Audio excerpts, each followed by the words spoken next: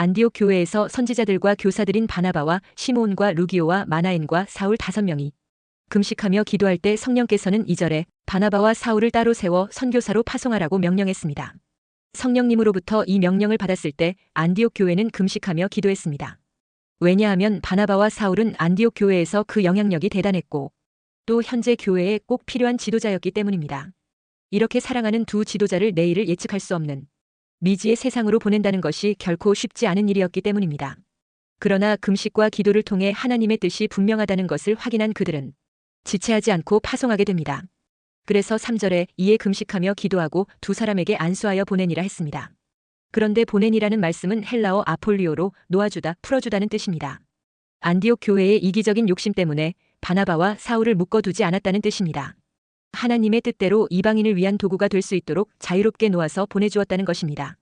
그러나 그것은 저절로 된 일이 아니었습니다. 기도의 결과였습니다. 그것도 단순한 기도가 아니라 금식기도, 즉 자기 절제를 통한 기도의 결과였던 것입니다. 안디옥 교회는 남녀노소와 빈부귀천과 출신 지역을 초월했습니다. 그러니까 학연과 지연과 혈연을 초월했다는 것입니다. 그리고 오직 그리스도 안에서 서로 하나가 되었던 것입니다. 다시 말해 자신의 이익을 위해서 서로를 예속시키지 않았습니다. 서로 하나님의 도구가 될 수 있도록 충분하게 자유롭게 해주었습니다. 이 모든 과정에서 금식기도, 즉 자기 절제를 위한 기도를 게을리 하지 않았습니다. 그렇게 함으로 바나바와 바울은 비로소 선교지를 향해 출발할 수 있었던 것입니다. 바울이 다메섹 도상에서 회심 직후 주님의 제자 아나니아를 통하여 이방인을 위한 복음 전도자로 부름받았다는 사실을 듣게 됩니다. 사도행전 9장 15절에 주께서 이르시되 가라. 이 사람은 내 이름을 이방인과 임금들과 이스라엘 자손들에게 전하기 위하여 택한 나의 그릇이라 했습니다. 그리고 나서 약 17년이 지나서 드디어 아나니아를 통해 전해들은 이방 선교 사명에 대한 주님의 말씀이 성취되는 순간이 온 것입니다. 그러니 이때 바울의 감회는 참으로 특별했을 것입니다. 바울이 이방인을 위한 사도로 부름받은 후 너무 감격한 나머지 즉시 예수님이 그리스도여 부활하셨다며 복음을 전하기 시작했습니다. 그렇게 하지 않고는 견딜 수 없는 감격이 밀려왔기 때문입니다. 그러나 그 일로 유대인들로부터 배신자로 여겨져 살해 위협을 당했습니다. 그래서 어쩔 수 없이 유대인들을 피해 광야 아라비아로 들어가서 3년 동안 홀로 기도하며 보냈습니다. 그리고 다시 예루살렘으로 들어갔는데 그곳의 유대인들은 여전히 바울을 죽이려 했습니다. 그래서 결국 그는 믿음의 형제들에 의해 고향인 다소로 내려가 조용히 지내게 되었습니다. 그는 거기서 13년이라는 긴 세월을 잊혀진 채 살아야 했습니다. 그러던 어느 날 자신을 찾아온 바나바를 따라 안디옥에 올라온 그는 16년 만에 겨우 하나님의 일을 할 수 있게 되었습니다. 그러나 그의 마음속에는 자신을 이방인의 사도로 세우셨다는 하나님의 음성이 늘 있었던 것입니다. 그렇다고 마음대로 움직일 수는 없었습니다. 그렇게 1년을 보냈습니다. 그런데 성령께서 말씀하셨고 금식하며 기도한 동역자들도 같은 말씀을 받았습니다. 그래서 하나님의 부름을 받은 지 17년 만이고 고향으로 낙향한 지 14년 만에 그리고 안디옥에 온 지 1년 만에 바울은 이방인의 사도로 세움을 받아 파송된 것입니다. 드디어 하나님의 뜻이 성취되는 순간이었습니다. 4절에 두 사람이 성령의 보내심을 받아 실루기아에 내려가 거기서 배 타고 구브로에 가서 했습니다. 이제 바나바와 바울은 누구에게도 얽매이지 않고 성령의 음성에 따라 구브로 섬으로 가기 위해 실루기아 항으로 출발했습니다. 그런데 구브로는 바나바의 고향이었습니다. 그리고 그렇게 결정하신 분은 성령님이셨습니다. 여기서 우리는 성경이 일관되게 고수하고 있는 하나님의 법칙을 볼 수 있습니다. 복음은 예루살렘으로부터 시작하여 땅 끝으로 가야 한다는 것입니다. 부활하신 주님은 제자들에게 땅 끝까지 이르러 내 증인이 되리라고 말씀했습니다. 그런데 주님은 처음부터 땅 끝으로 보내시는 것이 아니었습니다. 갈릴리에서 부르심을 받은 제자들은 우선 고향인 갈릴리에서부터 복음을 전하게 했습니다. 주님께서도 고향인 갈릴리에서부터 공생애를 시작하셨습니다. 부름받은 바울이 본격적으로 하나님의 일을 하기까지 무려 13년 동안이나 머물러 있었던 곳은 고향인 다소였습니다. 또 바나바와 바울을 따로 세우신 성령께서는 다른 곳으로 보내기 전에 바나바의 고향인 구브로부터 가게 했습니다. 이것이 바로 하나님의 원칙입니다. 복음 전도는 먼저 고향과 가까운 사람들부터 하라는 것입니다. 가까운 사람에게 복음을 전하려면 먼저 진정한 그리스도인으로 서야 합니다. 우리가 가장 가까운 사람들 앞에서 연기자가 아닌 실제적인 그리스도인으로 살아갈 때 참된 증인의 삶을 살 수 있는 것입니다. 그렇기 때문에 성경에 소개되고 있는 모든 사역자들은 고향에서부터 사역을 시작했던 것입니다. 심지어 예수님까지도 말입니다. 연기자가 아닌 실제적인 그리스도인으로 살아가는 자가 되어야 진정한 복음 사역자가 되는 것입니다. 그리고 골육 친척을 살리는 것이 급선무인 것입니다. 예수님이 제자들을 처음 파송하면서 마태복음 10장 5절 6절에 예수께서 이 12를 내보내시며 명하여 이르시되 이방인의 길로도 가지 말고 사마리아인의 고을에도 들어가지 말고 오히려 이스라엘 집에 잃어버린 양에게로 가라 했습니다. 사도 바울은 골육 친척의 구원을 간절히 소원했습니다. 로마서 9장 3절에 나의 형제 곧 골육의 친척을 위하여 내 자신이 저주를 받아 그리스도에게서 끊어질지라도 원하는 바로라 했습니다. 우리도 우리의 복음 전도의 대상이 먼저 내 가족과 형제, 골육과 친척이 되어야 하는 것입니다. 바울이 골육 형제들에게 간절하게 호소하며 복음을 전했으나 그들이 듣지 않자 이방인에게로 간다고 했습니다. 복음은 혈연과 민족을 초월하지만 가까이 있는 가족과 골육 친척이 구원받는 것도 너무도 중요합니다. 그러므로 복음 전파 역시 내 가족, 형제와 골육 친척이 우선순위여야 합니다. 내 가족과 골육과 친척들에게 복음이 전파되어 살려내는 은혜와 복이 있게 되시기를 주의 이름으로 축원합니다. 첫째, 우리는 복음 전파를 위해서 성령의 세미한 음성을 듣고 움직여야 합니다. 4절에 두 사람이 성령의 보내심을 받아 실루기아에 내려가 거기서 배 타고 구브로에 가서 했습니다. 안디옥 교회가 바나바와 사울을 따로 세워 선교사로 파송하라는 성령의 음성을 듣게 됩니다. 이에 교회는 성령 하나님의 말씀에 순종하여 기도하고 금식하며 두 사람을 따로 세워 선교사로 파송합니다. 이제 바나바와 바울은 기도하는 중에 성령의 보내심을 받아 배를 타고 구브로로 떠났다고 했습니다. 그러니까 선교의 방향에 대해 저들은 자기들 생각과 계산으로 하지 않고 성령님의 음성을 듣고 움직였다는 것입니다. 이들은 매사에 성령님의 음성을 듣고 움직였던 것입니다. 그렇다면 왜 예수 믿는 사람들은 매사에 성령님의 인도하심을 받아야 하는 것일까요? 그것은 성령 하나님께서는 우리 삶의 전 영역에서 우리와 함께 하시며 우리를 선한 길로 인도하시는 분이시기 때문입니다. 성령님은 우리로 하여금 예수 그리스도를 우리의 구세주로 고백하게 하시는 분이십니다. 왜냐하면 고린도전서 12장 3절에 또 성령으로 아니하고는 누구든지 예수를 주시라 할 수 없느니라 했기 때문입니다. 그리고 성령님은 우리에게 사명을 주시고 하나님의 사역자로 세워 주의 일을 감당하게 하게 하십니다. 그래서 사도행전 13장 2절에 주를 섬겨 금식할 때에 성령이 이르시되 내가 불러 시키는 일을 위하여 바나바와 사울을 따로 세우라 하시니 했습니다. 뿐만 아니라 성령님은 우리 삶의 세세한 부분까지도 인도하시고 섭리하시는 분이십니다. 그래서 로마서 8장 14절에 무릇 하나님의 영으로 인도함을 받는 사람은 곧 하나님의 아들이라 했습니다. 이렇게 성령께서는 중대한 문제에만 개입하시는 분이 아니라 우리의 작고 세미한 부분까지도 인도하시고 섭리하시는 분이십니다. 우리가 세상을 살아가면서 순간순간 어떤 결정을 해야 할 때가 많습니다. 오늘 무슨 일부터 먼저 해야 할 것인지, 누구를 만나야 할 것인지, 어디로 가야 할 것인지, 어떤 물건을 사고 무엇을 먹고 어떤 옷을 입어야 할지 많은 선택과 결정을 해야 합니다. 이 모든 것을 기도하면서 성령님의 인도를 받을 수 있는 것입니다. 성령님은 우리 삶의 전 영역에서 우리를 인도하시는 분이십니다. 시편 48편 14절에 이 하나님은 영원히 우리 하나님이시니 그가 우리를 죽을 때까지 인도하시리로다 했습니다. 할 말까지도 가르쳐 주신다고 했습니다. 출애굽기 4장 12절에 이제 가라 내가 내 입과 함께 있어서 할 말을 가르치리라 했습니다. 그리고 성령님은 우리의 모든 것을 가르치시고 생각나게 해주시는 분이십니다. 요한복음 14장 26절에 보혜사 곧 아버지께서 내 이름으로 보내실 성령 그가 너희에게 모든 것을 가르치고 내가 너희에게 말한 모든 것을 생각나게 하리라 했습니다. 그러므로 매일 성령님의 세미한 음성을 듣고 인도받으면서 살아가게 되시기를 주의 이름으로 축원합니다. 이 바울과 바나바의 1차 선교 여행에 마가, 요한이 수행원으로 동행하게 됩니다. 5절에 살라미에 이르러 하나님의 말씀을 유대인의 여러 회당에서 전할세 요한을 수행원으로 두었더라 했습니다. 여기 나오는 요한은 마가복음을 기록한 마가를 가리킵니다. 로마 이름은 마가, 유대 이름은 요한으로 사용하는 이름입니다. 그래서 마가 요한이라고 부르기도 합니다. 이 마가 요한은 1차 전도 여행 중 터키의 항구 도시 버가에 도착했을 때 상의도 없이 그 사역을 포기하고 고향집이 있는 예루살렘으로 가버립니다. 이 일로 나중에 2차 선교 여행 시 바울은 마가가 다시 복귀하여 선교팀에 참여하는 것을 반대하게 됩니다. 이 일로 바나바는 자기 조카인 마가와 한 팀이 되고 바울은 신라와 새로운 팀을 구성하여 각각 선교 여행을 떠나게 됩니다.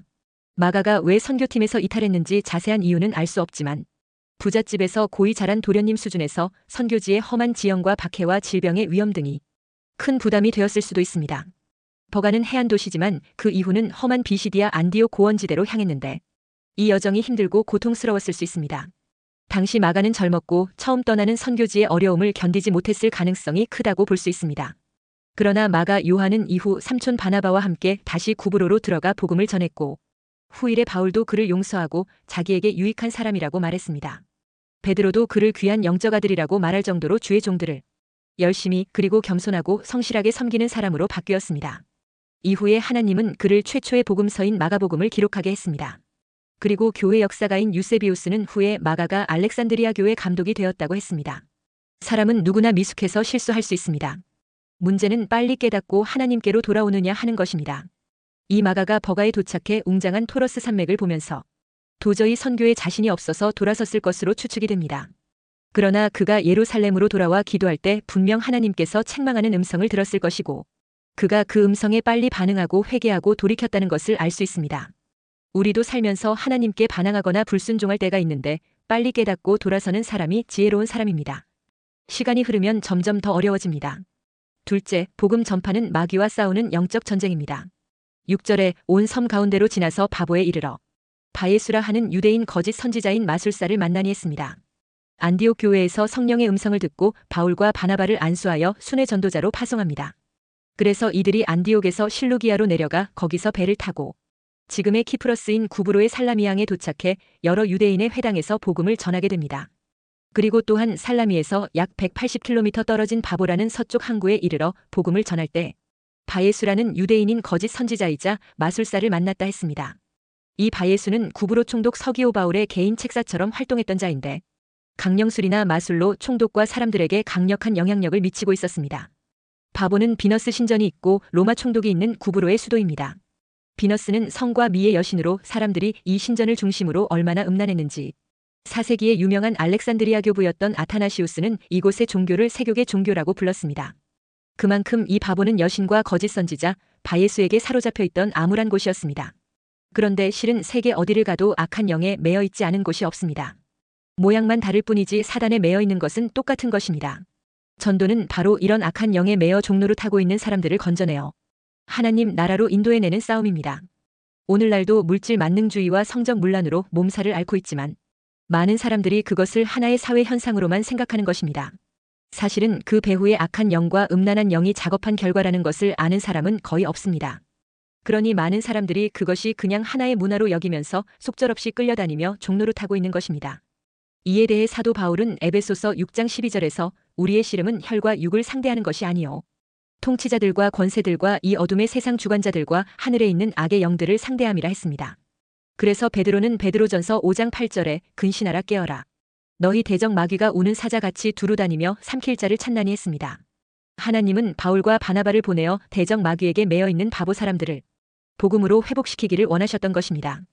우리가 예수 믿게 된 이유는 마귀에게 매여 있는 불쌍한 영혼들을 복음으로 건져내기 위함입니다. 바보에서 마침 복음의 문이 열렸습니다. 7절에 그가 총독 서기오 바울과 함께 있으니 서기오 바울은 지혜 있는 사람이라 바나바와 사울을 불러 하나님의 말씀을 듣고자 하더라 했습니다. 구브로는 로마의 관할로 총독이 파송되어 있었는데 총독들은 대개 폭정을 일삼아 왔습니다. 그러나 구브로 총독인 서기오 바울은 선량한 집정관이었으며 진지한 구도자이기도 하였습니다. 그래서 이 총독이 바울과 바나바를 초청하여 하나님의 말씀을 듣고자 하였습니다. 그러자 총독에게 영향력을 끼치고 있던 마술사 엘루마가 방해를 하게 됩니다. 8절에 이 마술사 엘루마는 이 이름을 번역하면 마술사라. 그들을 대적하여 총독으로 믿지 못하게 힘쓰니 했습니다. 이미 총독은 구브로로 부임해온 이후 바보의 비너스 신전에서 벌어지는 음란한 제사와 박수 엘루마의 마술과 점괘가 총독의 갈급함을 채워주지 못했습니다. 구원받기로 작정된 자들은 그런 세상 쾌락과 즐거움, 세상 학문과 지혜로는 그 영혼의 허전함을 채울 수가 없습니다. 그러던 차에 바울 일행의 소식이 들려왔고 그들을 초청하여 복음을 듣기를 원했던 것입니다. 그래서 바울과 바나바가 총독 서기오 바울에게 복음을 전할 때 박수 엘루마가 바울과 바나바를 대적하여 총독이 복음을 받아들이지 못하도록 방해했습니다. 박수 엘루마의 이름이 바예수인데 이 바예수의 뜻은 여호수아의 아들, 구원의 아들이라는 뜻입니다. 그렇다면 이 바예수라는 이름은 하나님 편입니다. 그런데 실제 그가 하는 일은 마귀의 일을 하고 있었던 것입니다. 그러니까 이 엘루마는 이름과는 달리 마귀의 종으로 하나님을 대적하고 복음을 방해하고 있었습니다. 그가 마치 사람들을 구원의 길로 인도하는 것처럼 행세를 했지만 실제는 사람들이 구원받지 못하도록 온갖 방해를 하는 자였습니다. 그래서 바울이 그의 정체를 폭로하고 책망했습니다. 9, 10절에 바울이라고 하는 사울이 성령이 충만하여 그를 주목하고 이르되 모든 거짓과 악행이 가득한 자여 마귀의 자식이요 모든 의의 원수여 주의 바른 길을 굽게 하기를 그치지 아니하겠느냐 했습니다. 그리고 이어 바울이 부활하시고 승리하신 예수 이름의 권세로 선포합니다. 11절에 보라 이제 주의 손이 내 위에 있으니 내가 맹인이 되어 얼마 동안 해를 보지 못하리라 하니 즉시 안개와 어둠이 그를 덮어 인도할 사람을 두루 구하는지라 했습니다. 사도 바울이 박수 엘루마에게 저주를 선포하자 즉시 소경이 되어 더듬으며 길잡이를 구하게 됩니다. 과거에 다메섹에서 바울 자신도 예수 믿는 사람들을 체포하러 가다가 예수님의 강력한 빛과 음성을 만나고 눈이 멀게 된 적이 있었습니다. 그때 바울도 그 엘루마처럼 자기가 세상에서 최고이며 뭐든지 할 수 있다는 자신감으로 충만했습니다. 그러나 그 상태는 결국 살아계신 하나님을 잘 모르는 영적 맹인과 같습니다. 교회 안에서도 하나님을 의심하고 영적 세계를 믿지 않는 사람들은 똑같은 영적 맹인과 같습니다. 그런데도 이들은 사람들을 가르치고 바른 길로 인도한다며 자기 말을 들으라고 합니다. 그러나 주님은 이들에 대해 화 있을진저 소경된 인도자여 하십니다. 예수님은 이들에 대해 이렇게 말씀하십니다.